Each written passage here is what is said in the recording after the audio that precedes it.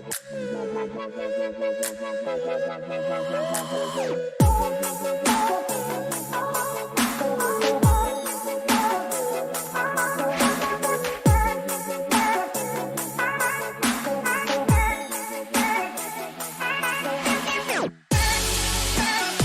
Saturday. Hope everyone's having a good Saturday out there. This is a NASCAR DFS strategy show right here at Awesemo.com.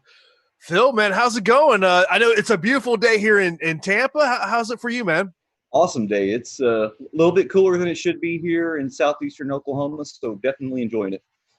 Yeah, it's went outside this morning. Wasn't too bad, but I'm sure if I stepped out right now, it'd be a little hot here on the Gulf Coast of Florida. But, last week we did the show, you kind of noted that this week's race was not exactly a race you were looking forward to. First road course of the year, first road race at Daytona. And I love the headline you had on one of your articles this week where he said, no practice, no data, just assumptions.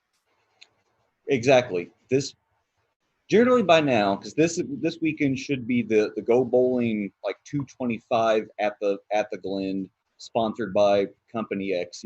NASCAR finds a way to throw three sponsors into a single race title. This should be the race at Watkins Glen, but because of COVID, we lost the race at Sonoma. So we really don't know where drivers are at right now with their road racing skills. So we're kind of just falling back on the last couple of years worth of information. And then to complicate that matter, this is a brand new track that nobody has raced a NASCAR truck, Xfinity Series, or Cup Series car in. Now, there are some guys in the field that have Rolex 24 or Paul Revere 250 experience. But, I mean, if you're going to try to say that these cars that are set up for a 24-hour race that are, we're talking about the Audis, the BMWs, the Corvettes, all the Porsches, all of these different cars. If you're going to try to take some correlation between these cars and the cars that we're going to see Sunday, I mean, there's nothing there. And the best that you can hope for is that perhaps these drivers have picked up, some nuances about the turns. And, what I've constantly been calling this week the whale tail, because, I mean, that's really all that we have is you've got a little bit of a road course inside Daytona. You've got a chicane on the backstretch. You've got a chicane on turn 4. But the majority of this track is the actual track itself. But regardless, in a Cup car, nobody has raced a single lap here. We don't know really what to expect for tomorrow. I thought one of the more interesting things that you pointed out in your articles this week, because you'd embedded the Daytona International Speedway Twitter with the iRacing of what this track was going to look like, and you were kind of alluding to the fact of how much has the drivers and the teams really been looking at racing simulations as a way to prepare for this one. Right. We all kind of came to the grasp of how important iRacing is during COVID because, I mean, crap, we were playing iRacing DFS for a good solid month.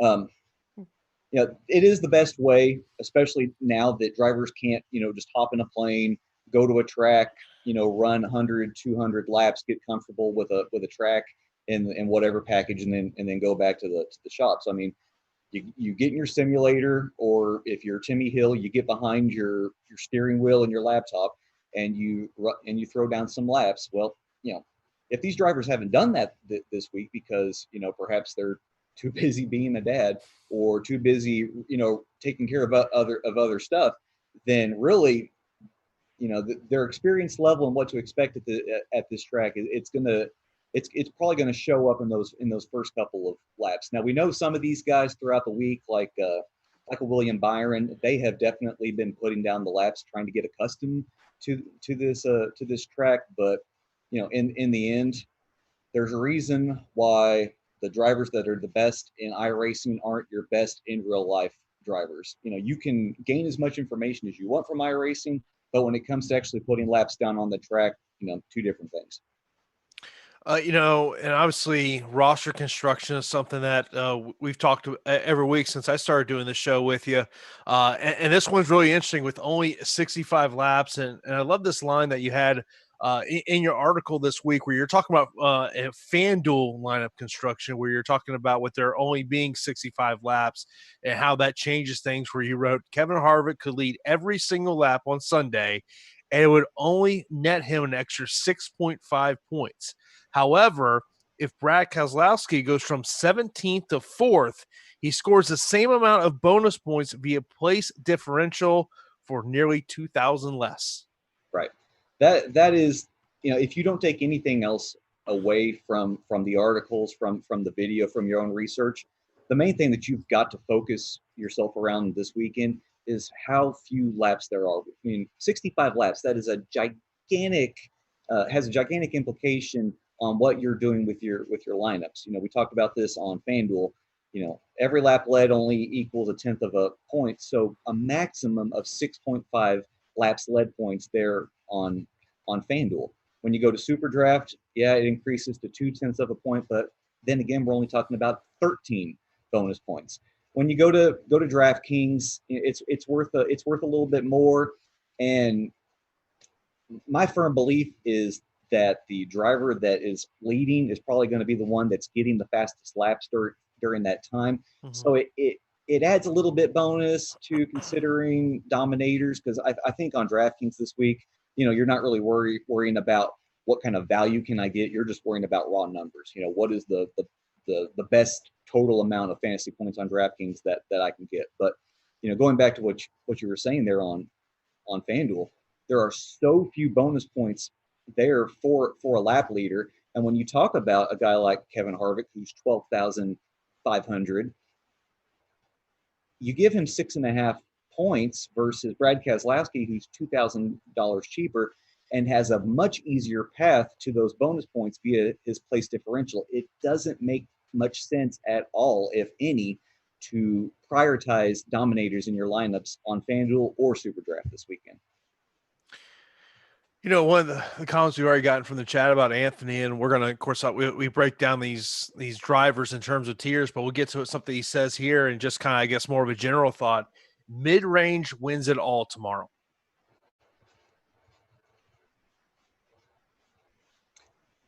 As in? I'm guessing he's meaning mid-range salary. Yeah,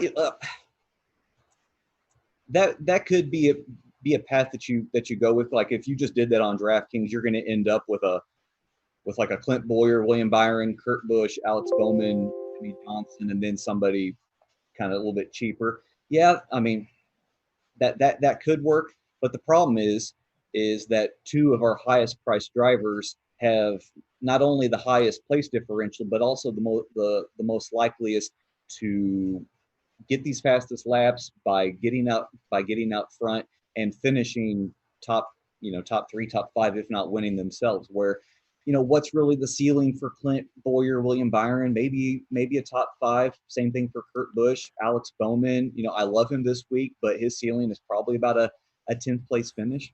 So, I think necessarily because DraftKings waited to see just how the official lineup came out and they are making you pay up for Blaney and Keselowski, I think if you go for that mid-range, trying to base the majority of your lineup around there, you're not going to, you might find yourself cashing in cash games with that kind of idea. But when it comes to reaching the optimal, I don't think you're going to reach that point with that kind of lineup construction.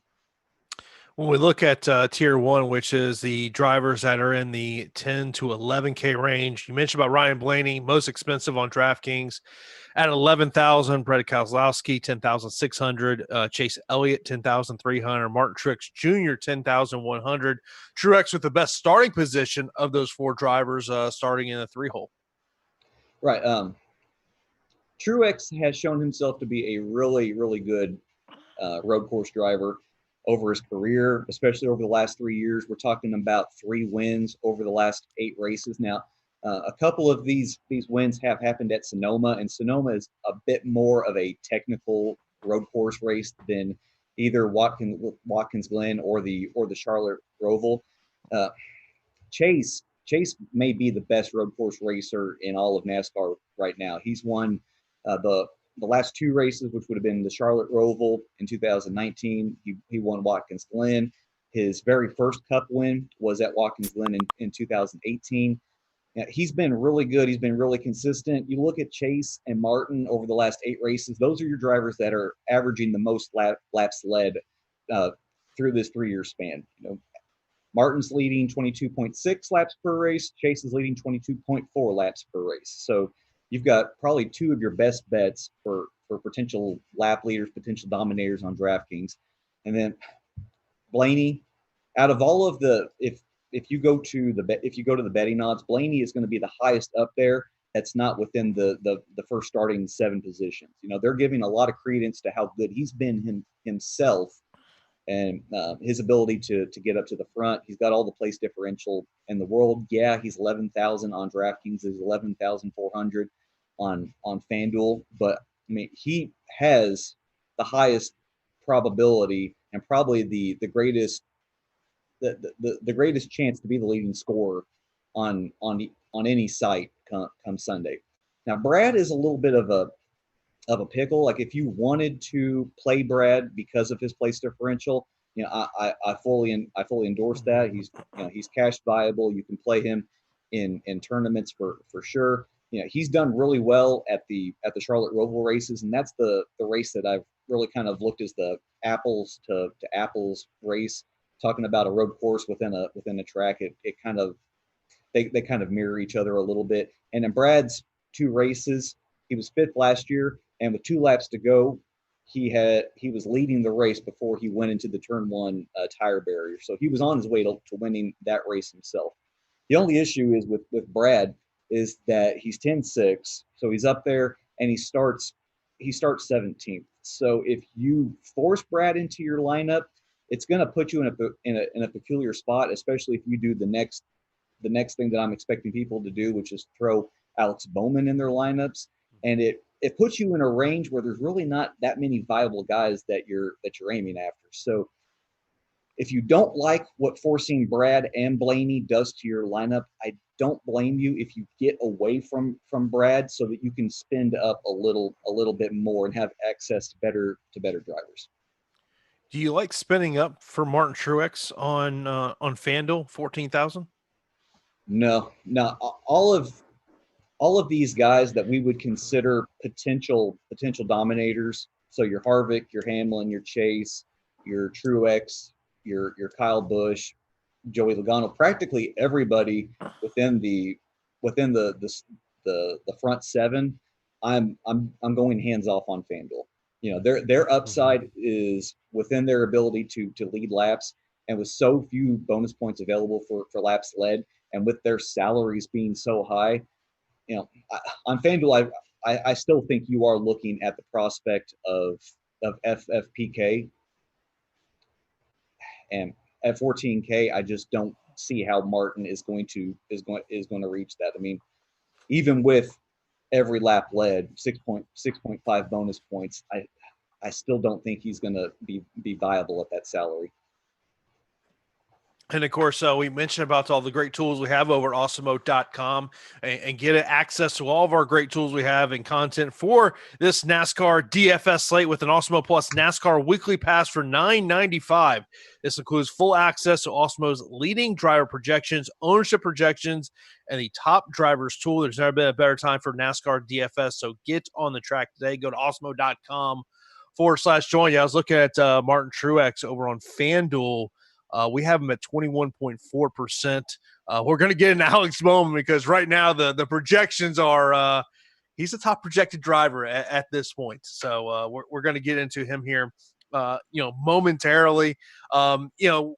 Is there anything else on the tier 1 drivers that I've got listed here that you haven't had a chance to speak about that you wanted to bring to our listeners? I think the only thing is that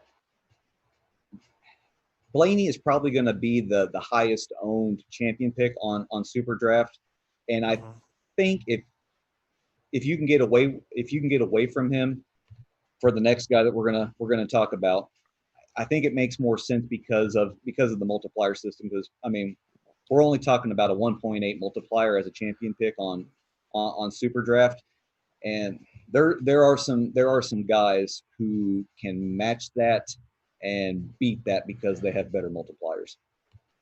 We're looking in that tier 2, the 9 and 8K range. You've got drivers who are starting 1, 2, 4, and 5. That being Kevin Harvick, Denny Hamlin, Kyle Busch, and Joey Logano. They're all the top 4 options.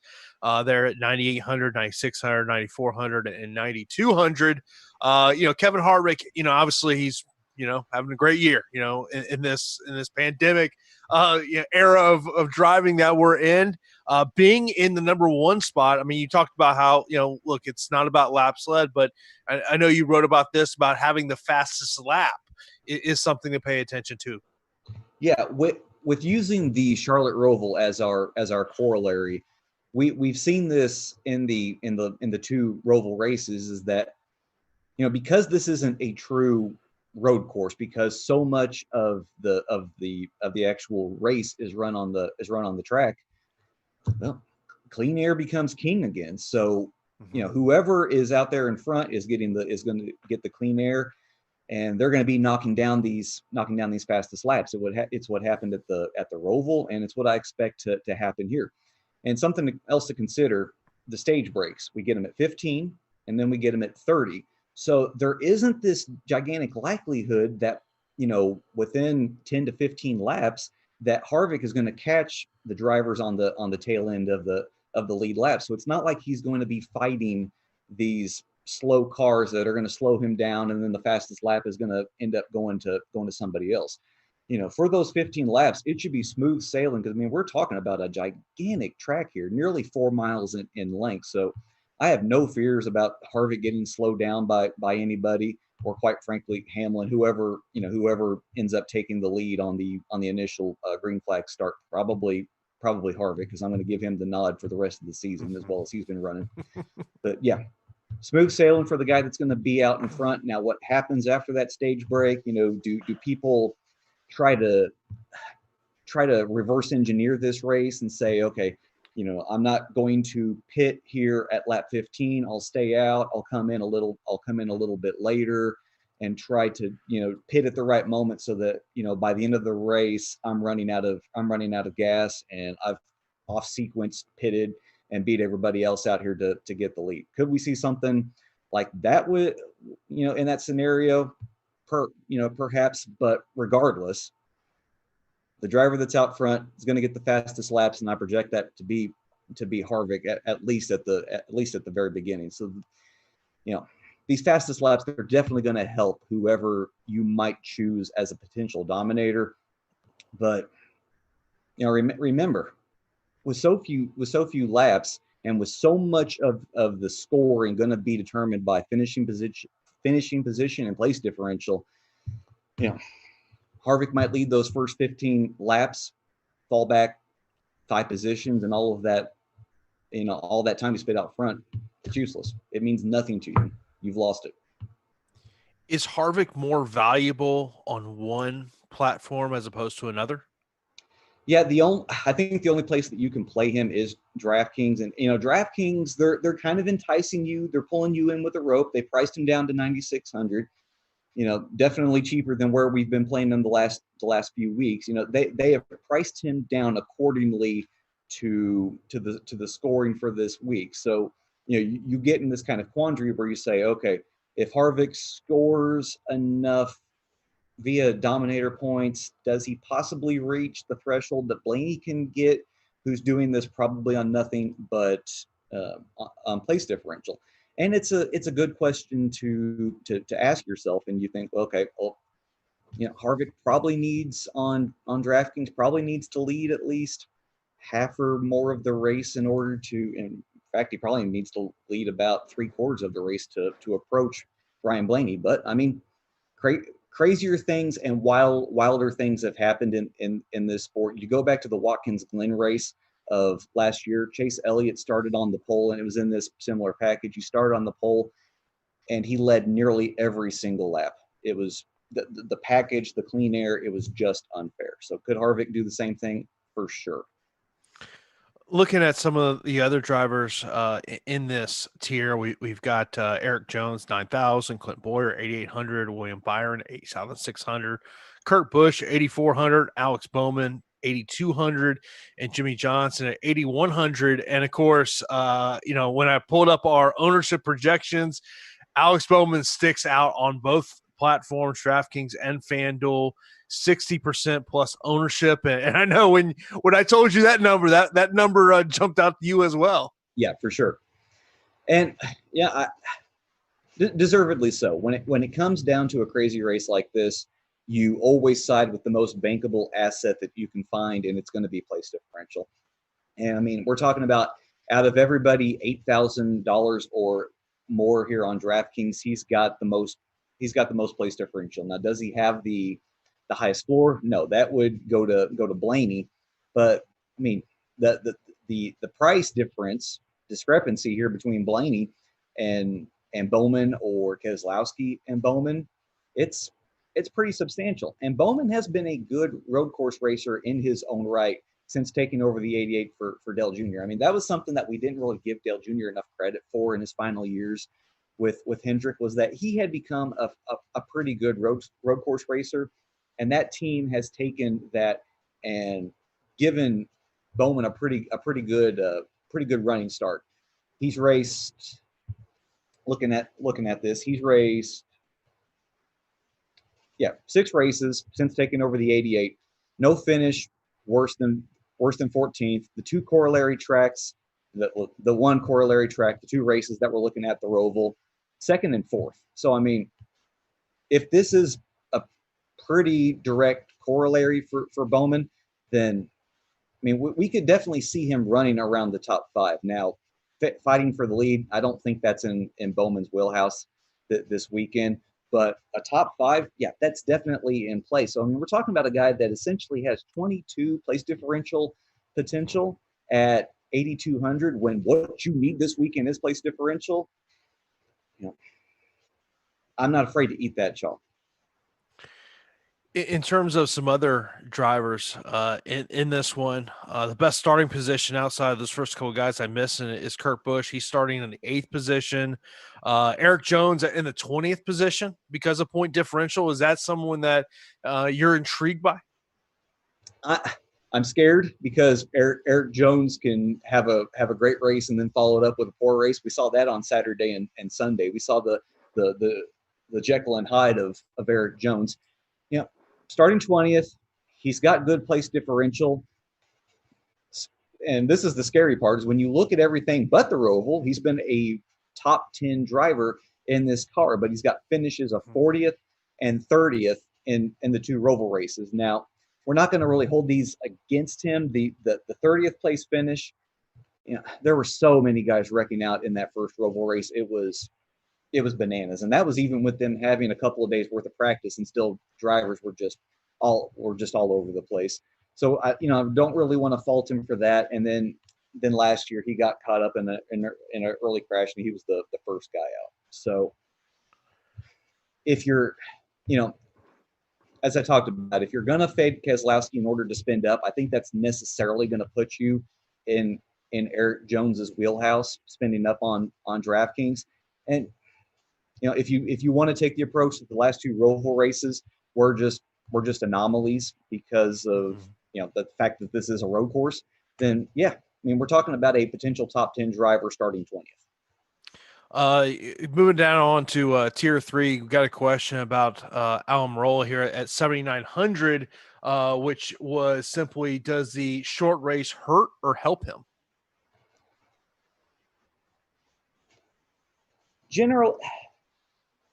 Generally what we see in these races is kind of where you, except for a few outliers, where you start is ultimately kind of where you finish. And I mean, Almirola is definitely, because of his salary, he's in a no man's land, because you've got everybody more expensive of him on DraftKings has better starting place differential. Everybody below him has better place differential. 6th is just it's an odd place for a driver that you really don't anticipate to lead laps. But I mean, that's just the the gist of it is that at 7,900 for a low own driver, could he possibly hold his position, do enough that he outscores the rest of these guys because they don't pick up enough place differential or they fall backward? When you look at what he's done since he joined Stewart-Haas Racing these last 2 years, 14th at the Roval, 12th at Watkins Glen, 9th at Sonoma. That was last year, and then the year before that, 19th at the Roval, 22nd at Watkins Glen, and then 8th at Sonoma. So I mean, he's been fairly all right, and we know the speed is definitely there. So he's definitely not a guy that if you're going for single entry or 3 max that I would be looking to get in my lineups. But if you're going 20 max, he might be a guy worth having a few shares of. Another driver that we saw had some high ownership is Brennan here at 7,500. Your face, I think, says it all right there. Okay. I might jump on a soapbox, or I might jump on a sofa like Tom Cruise. I can understand the why people want to play Brendan Gaughan, because of course this is Daytona. And what races does Brendan only show up for? He races the Daytona 500, the Coke 400, the Coke 0400, whatever they're going to call it, and then he races the 2 races at Talladega.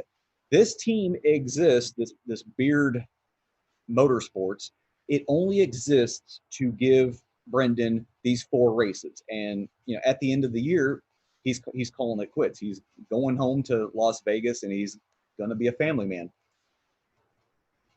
But this isn't a restrictor plate race. We play Brendan because he has this great knack for navigating through the field, picking up place differential. He's never really optimal, but he does enough that he's he picks up 20, 25 spots and ends up being a valuable player in your player pool. Yes, he starts 39th, but this is not a restrictor plate race, people. This is the 750 horsepower package with probably the spoiler and maybe the splitter from the 550 horsepower package. So we've got this Frankenstein that is nowhere close to the typical package that they run at these races. You've got the added element of this being a road course race. I mean, Brendan, you got to think about this. Drafting, don't worry about it. These guys are gonna go single file through the majority of the road course part, and then they're gonna spill out onto turn 2, go through turn 3, come out on the backstretch, go single file through the chicane, go around turn 4, go single file through that chicane, and then start the whole process over again. The likelihood, the possibilities, the probabilities, whatever you want to look at, of Brendan starting 39th and then being able to matriculate his way up through the field, they just don't exist. Now, could he do this through some pit strategy, or maybe because this becomes a wreck fest and he picks up spots through attrition? Sure. But if you're expecting $7,500 Brendan Gaughan to do his normal Daytona work and pick up 20, 25, even 30 spots because of who he is and what he normally does at this track in the regular races, you are fooling yourself. Do not make this mistake.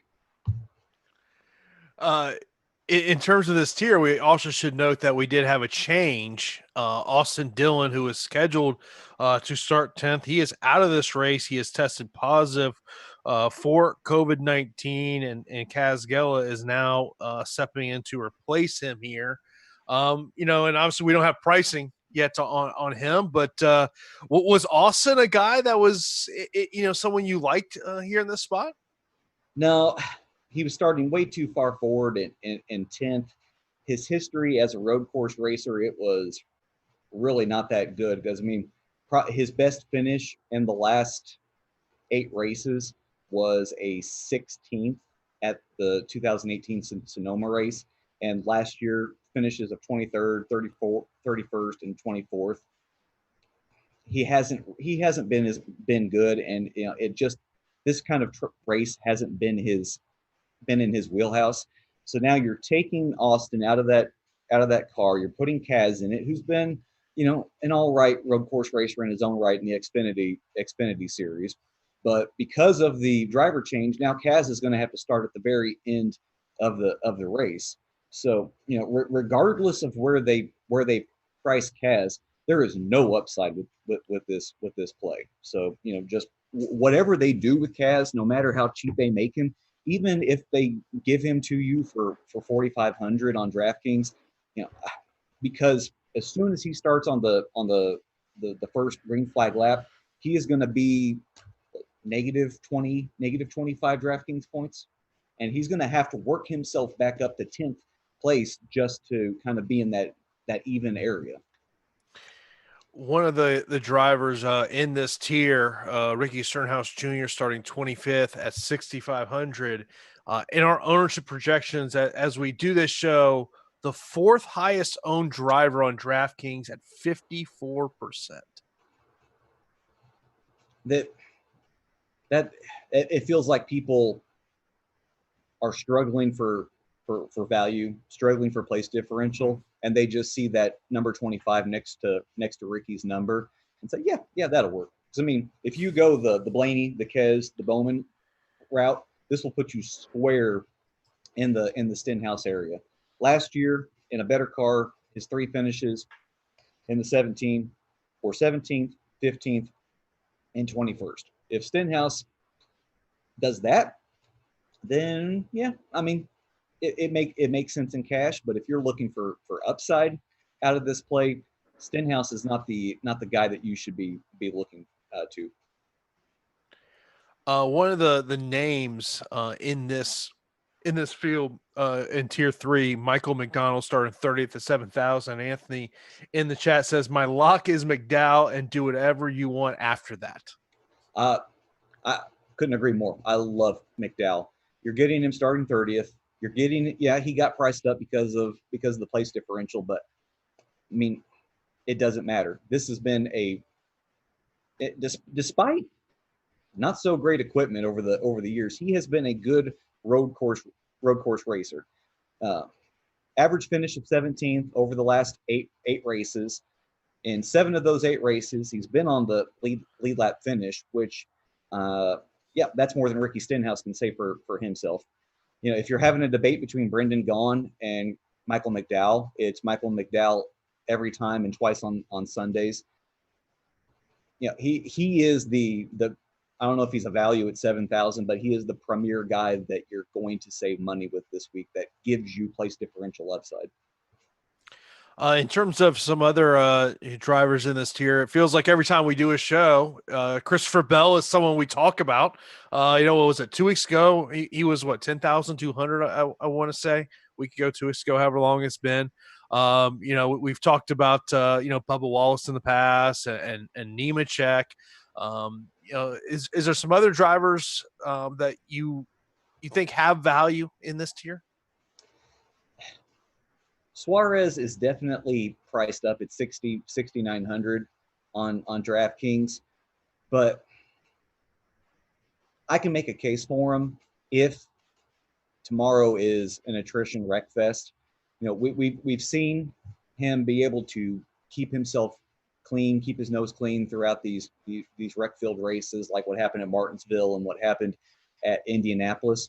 And he understands in that 96, which is running on a shoestring budget, that he has to what kind of race he has to run in order for that outfit to be profitable. So I can definitely see him picking off spots when they're available, but not being so overly aggressive, and just kind of matriculating his way up through the field Sunday, possibly finding himself around 18th, 19th by the end of the race. It stinks that if this was the random draw, he'd start 37th, and then he'd have that much more place differential. But still, starting 31st, I mean, that's a good spot for him. You need certain things to go right for Suarez, but I think they can happen. A guy that may not be on people's radars this week because he's kind of starting a little more far forward than they want is Chris Buescher. In fact, if your debate is Chris Buescher versus Ricky Stenhouse, go with Chris Buescher. Buescher has been the better road course racer over his career. Buescher spent a good amount of time with AJ Allmendinger at JTG Doherty. Must have picked his brain on how to do a road course properly because his numbers have steadily increased. He's gotten better and better. He's got an average finish of 15.8, and that was at that cheaply ran outfit. Now he's over at Roush. He's a guy that starting 21st, he can pick up 6, 5, maybe even 7 spots and be valuable. He's a great play on SuperDraft with, whether you use him as the champion pick with that 2.55 multiplier or a flex play at 1.7. And, you talked about Christopher Bell. He's kind of in a weird spot for me. He could easily go forward. He could easily go backward. We saw him win last year in the Xfinity Series at Elkhart Lake, but when you look at the Roval races in the Xfinity Series, he's been just kind of okay. Finishes of fifth and 12th. The guy that might garner some more ownership as the weekend goes along. Let's see if I can find him here. Yeah, Cole Custer. You're getting him. He's a little priced up at 7,600, but he starts 26th. And Cole has done what he's needed to do in the Xfinity Series. His finishes at the Roval 7th and 8th. So that's good. Of course, he was starting in the top 10, held his position, didn't lose any position relative to where he was. But he's another guy that might be able to pick up 6, 7, 8 spots relative to the field. When it comes down to Custer versus Brendan Gaughan, I think you got to go with Custer. Tier 4. I know we typically don't spend a ton of time on this tier when we talk about it because this is under the 5 and 4K options. But we did get someone commenting in the chat. And by the way, once we get through these tiers, we're going to get answer your questions. So put that on YouTube, put that on Slack. Watch us on YouTube. Be sure to hit that thumbs up button. And of course, if you're not subscribed to Awesemo, hit that subscribe button and that notification bell. Let you know when new content is posted here on the Awesemo channel. But James Davison, 38th at 5,200 was being talked about in the chat. In the race sheets, I highlighted Davison as a GPP play. Davison has experience on this track with the Rolex 24. Davison came over from Indy. He, out of all of these guys that are 6K and under, Davison is going to be the one that's going to have the most experience with this type of track. So I think a bet on Davison is a bet on him moving his way up through the field because of his skill and possibly picking up maybe 7, 8 spots. And really at his price, there's nobody else that I would even come close to thinking about playing.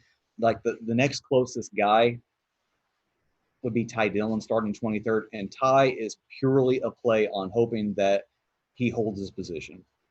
At 5,800, if he can just stay around that 20th range, then he'll be fine for DraftKings. But other than that, Davison's really the only one that's catching my eye. I've stressed this enough, and I'll say it again. So much of this race is going to be on the actual track itself. That horsepower is going to be so important.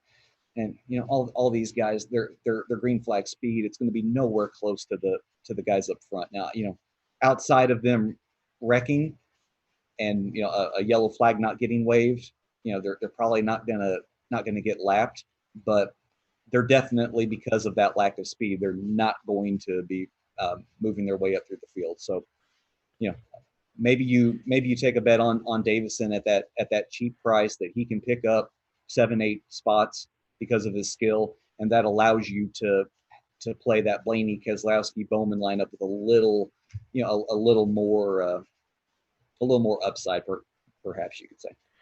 So let's say you get down, you're putting your roster construction together, and you got 4,900 left. And I know you're probably going to hate this question. You got to take either Timmy, Garrett, or Quinn. Who do you take?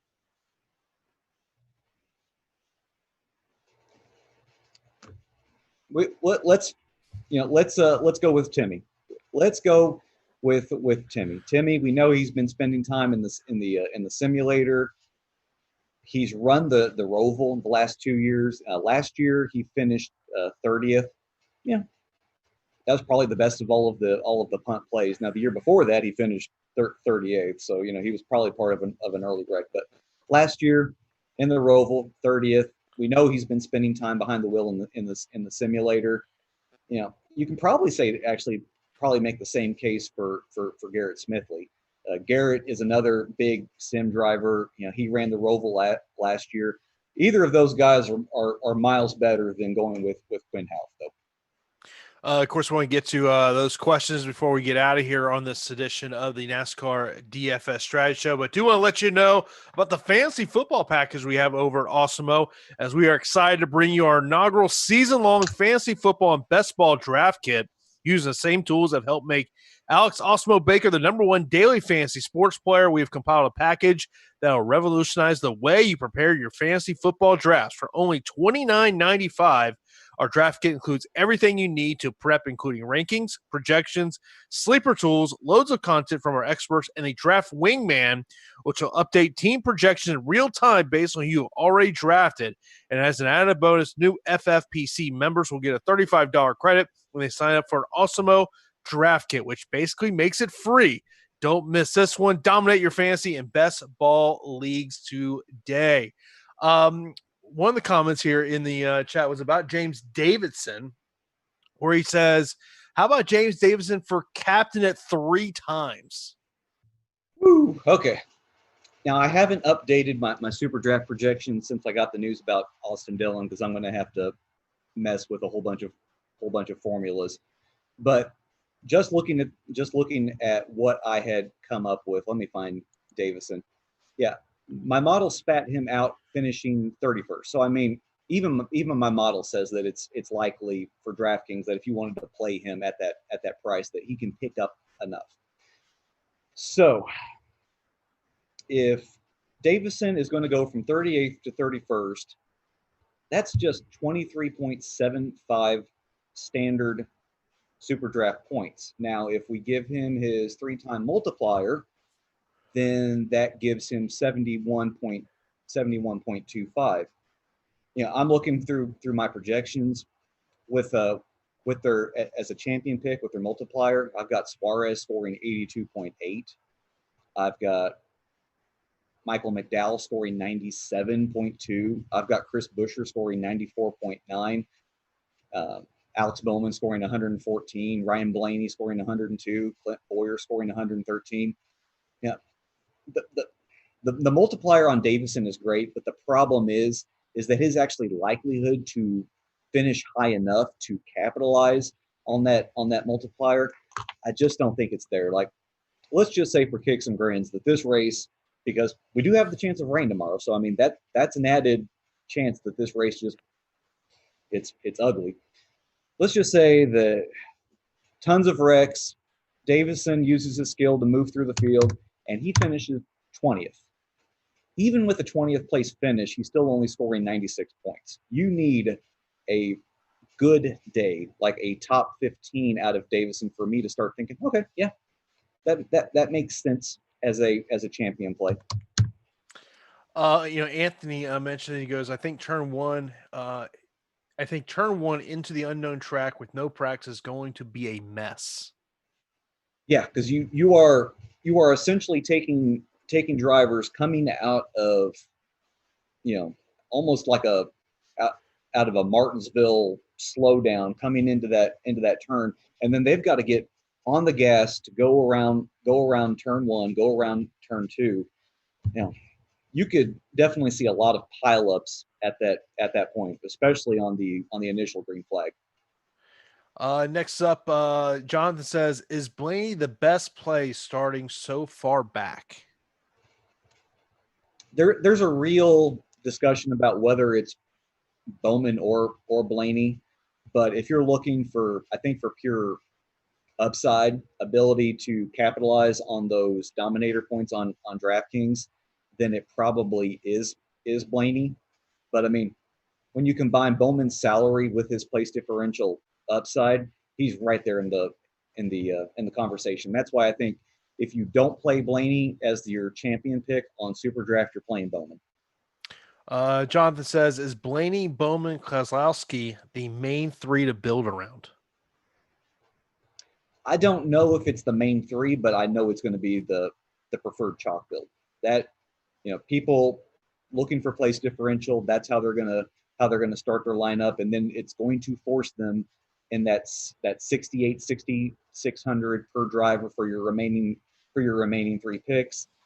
And then they're going to go Michael McDowell. So then you're going to be forced to spin down a little bit more. You're probably going to see somebody go with Ricky Stenhouse Jr.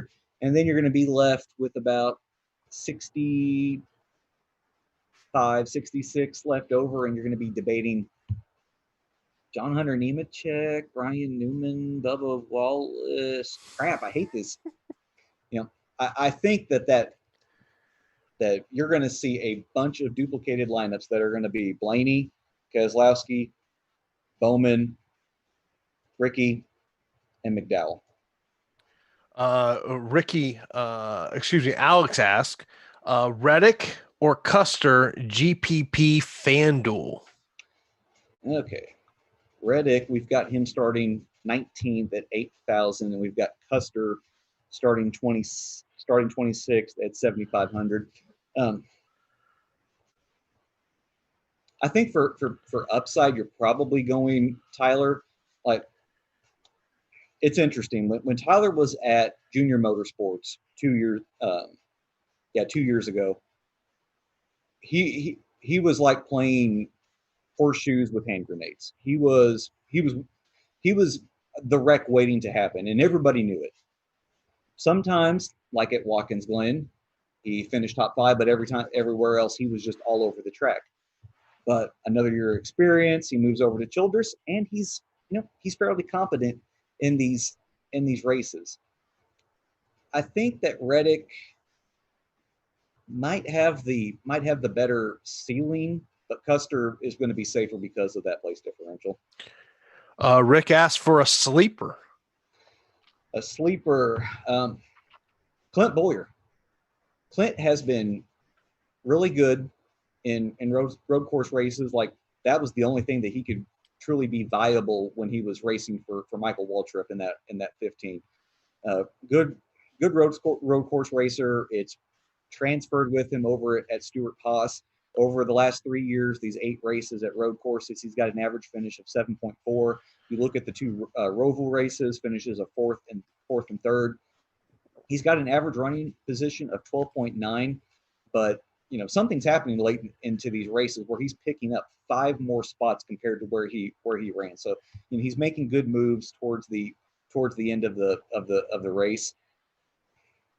This is going to be Bowyer's best chance to steal a win and get himself into the playoffs, because you've got the road course tomorrow, you've got 2 Dover races next weekend, and then we're back to Daytona for the final race of the regular season on the actual track. So, for a guy like Bowyer, or even a guy like Jimmy Johnson, who's been fairly good as a road course racer of late, this is their last best chance to steal a win, and maybe with a little pit strategy, they can sneak their way up front and then hold that lead. So those are both guys that I like for tournaments that could give you winning upside in your lineups. I got a question basically about roster construction. About is this basically an all-star and duds type lineup, or a balanced lineup week? I think because of what, like, this is actually 2 different questions. On FanDuel, it's balance. It's unfortunately balance. The easiest lineup to make was the one that just as soon as I started looking at salaries, it clicked together. And that's a problem because easy lineups get duplicated. So, the value is definitely there on FanDuel. So if you're wanting to avoid tying with, how many hundreds of other people, you're probably going to have to play around and get get a little crazy with what you do. Maybe starting some guys that are a little too far forward up front than you would like, just to get away from that ownership. But on DraftKings, I think because of what they've done to Blaney, to Keselowski, making the possible lap leaders, cheaper than they normally should be, I think this is gonna end up being taking some studs, and then if you consider those guys in the 6K range, maybe even a Davison or a Ty Dillon, adding a dud in there just to allow you to have exposure to those guys up top. Someone asking about Chase Elliott on FanDuel. I can't play a potential Dominator on FanDuel. The points just aren't there. I love Chase as a potential lap leader on DraftKings. Like him as a no, yeah. Chase is reserved for DraftKings and DraftKings only this week, and he's been hands down the best road course racer of late. So FanDuel, no. DraftKings, definitely. So anything else people should be paying attention to over the next 24 hours leading into this race? The forecast the forecast is a catch-22, because it's something to be aware of, but there's no way to know how it's really going to impact this race. They had a rain, that is, in the ARCA race last night at Daytona, and surprisingly, those drivers weren't all over the place. So if we get some rain, maybe it won't be that crazy, but it's something to be aware of. Like, if you already have an idea in your mind about certain drivers that you want to avoid because you fear what they'll do for their first time seeing a track, like a John Hunter Nemechek, like the very first time that we saw Bubba Wallace in a Cup car in a road race, it was a hot mess. So if you've got these concerns about these types of drivers that have a propensity to wreck, then you add in that element of rain, you may have even more reason to fade them. Of course, let everyone know they can follow you out on social media, and of course, the content right now you got up at Awesemo.com. Yep. Follow me on the Twitter machine at Race Sheets. I have 3 articles up there this weekend for the race. I've got a preview, I've got a DraftKings FanDuel pick article, and then a SuperDraft picks article. Read all my stuff. It's free, peeps. Of course, if you're watching the show live, come up here later on today. I'll be a part of the UFC Live Before Lock show. We will start that at 4:30 p.m. each time. Then after us will be MLB Live Before Lock. So be sure to stay tuned to what we got here at Awesemo.com and also the Awesemo YouTube channel. So that's going to wrap it up for this edition of the NASCAR DFS Strategy Show right here on Awesemo.com.